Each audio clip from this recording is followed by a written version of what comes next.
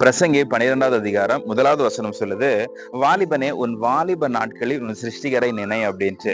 அதுதானங்க சங்கடமா இருக்குது. ஏன்னா இன்னைக்கு எல்லாருடைய பிளானும் என்ன அப்படின்னா, வாழ்ந்து என்ஜாய் பண்ணி அனுபவிச்சு முடிச்சுட்டு அதுக்கப்புறமேட்டு நம்ம ஆன்மீகத்துக்கு போகலாம், அதுக்கப்புறமேட்டு சாமியாரா போகலாம், அதுக்கப்புறமேட்டு நம்ம ஆன்மீக வழியில சர்ச்சுக்கு போறதோ என்னவோ நம்ம செஞ்சுட்டு போகலாம். இது வாலிப பருவம்ப்பா. இந்த வாலிப பருவத்தை இது என்ஜாய் பண்றதுக்காக தான் இந்த வாலிப பருவத்தையே கடவுள் கொடுத்திருக்கிறாருன்னு நினைக்கக்கூடியவர்கள் கூட இன்னைக்கு நிறைய பேர் இருக்கிறாங்க. பட் பைபிள் சொல்லுது, வாலிப பருவத்திலே உன் சிருஷ்டிகரை நினை அப்படின்ட்டு. வாலிப பருவத்துல தான் நீங்க சிருஷ்டிகரை நினைக்கக்கூடிய, இயேசுவை நினைக்கக்கூடிய கரெக்டான பருவம் வாலிப பருவம் தான். அதை தாண்டி நீங்க வேற விபிஎஸ்ல நடக்குது. ஏன் விபிஎஸ் நடக்குது, ஏன் சண்டே கிளாஸ் நடக்குது? அப்போ அந்த பிள்ளைங்களை சொல்லிக் கொடுத்தா சரியா புரியாது. ஆனா சொல்லிக் கொடுத்து வைக்கும்பொழுது அது புரியுற டைம் வாலிப பருவத்துல புரிய ஆரம்பிச்சிடும். அதுக்கப்புறமேட்டு அவங்களுடைய வாழ்க்கையை ஆண்டவருக்கு ஒப்பு கொடுத்தா அந்த டைம்ல தாங்க நீங்க செய்ய முடியும். நீங்க ஒரு உலக பிரகாரமா ஒரு வேலையை எடுத்துக்கோங்களேன். சில வேலைக்கெல்லாம் அவங்க டைம் பீரியட் கொடுக்குறாங்க.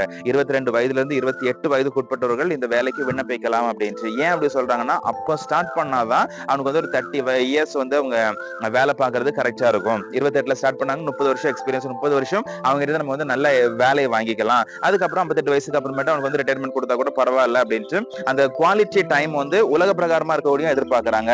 இதே குவாலிட்டி டைம் தான் ஆண்டவர் எதிர்பார்க்கிறாரு. என்ன உங்களுடைய வாலிப பருவம். வாலிப பருவத்துல நீங்க எதையாவது செய்ய முடியும், வாலிப பருவத்துல நடக்க முடியும், ஓட முடியும், ஆண்டவருக்காக ஊழியம் பண்ண முடியும், கைப்பிரதி கொடுக்க முடியும், தெரு பிரசங்கம் பண்ண முடியும். நிறைய விஷயங்கள் வாலிப பருவத்தை தான் பண்ண முடியும். இன்னைக்கு நிறைய பேர் நீங்க பாத்தீங்க அப்படின்னா, வாலிப பருவத்தை தாண்டி ஒரு 40க்கு அப்புறமேட்டு இயேசுவை ஏத்துக்கிட்டு ஊழியம் பண்ணலாம்ப்பான்னு போனாங்க. கொஞ்சம் வெயில் அடிச்சுட்டாக்கி அவங்களால முடியல நடக்கிறதுக்கு.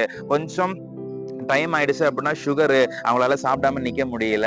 கொஞ்சம் டைம் ஆயிடுச்சுனாக்கி அவங்களுக்கு பிபி அதிகமா பண்ண முடியல அப்படின்னு நிறைய விஷயங்கள் இருந்து அவங்களால செயல்பட முடியாம போயிடுச்சு. ஆனா வாலிப பருவத்துல ஏற்றுக்கொண்டு இருந்தாங்கன்னா, வாலிப பருவத்தில் இதை செஞ்சிருந்தாங்க அப்படின்னாக்கி எனக்கு நிறைய விஷயங்கள் ஆண்டவருக்காக செய்திருக்க முடியும். சோ இன்னைக்கு உங்களையும் ஆண்டவர் வாலிப பருவத்துல தான் எதிர்பார்க்கிறாரு.